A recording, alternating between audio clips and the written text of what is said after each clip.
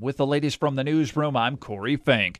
A Little Falls man is accused of calling 911, then using pepper spray on officers who responded to his house.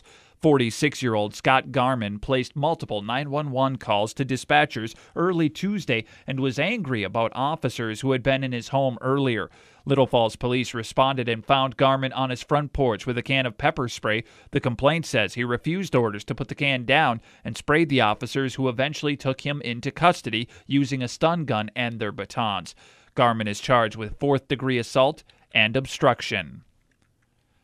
Motorists will encounter flaggers, heavy equipment, and possible delays on Benton County Road 29 near Highway 10 and Highway 15 in Sauk Rapids and Sartell, while crews resurface and restripe the road. The work will be complete by Friday, July 17th, next Friday. Flaggers will control traffic during daytime hours when crews and equipment are present.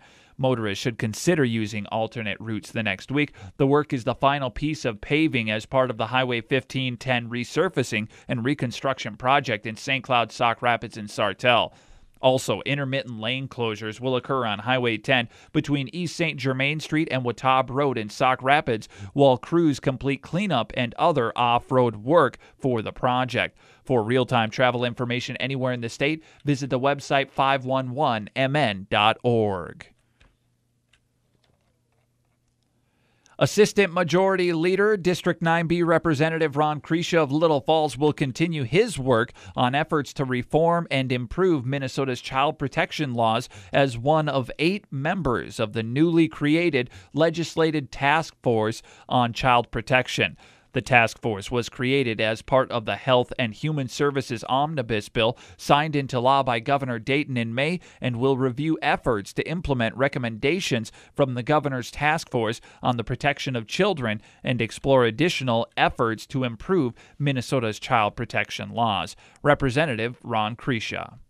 We still have a lot of work to do to make sure that the bipartisan child protection measures we passed last session go into effect and are there for the kids.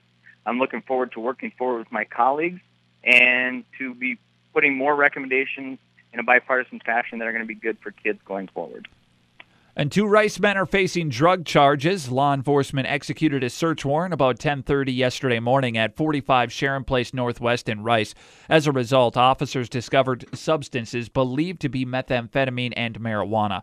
Both 39-year-old Christopher Fluharty and 34-year-old Charles Majaski of Rice were arrested and taken to jail on charges of first-degree controlled substance. And the 53rd annual Swanville Midsummer Carnival this weekend kicks off tonight, goes right on through Sunday. That's the latest from the newsroom.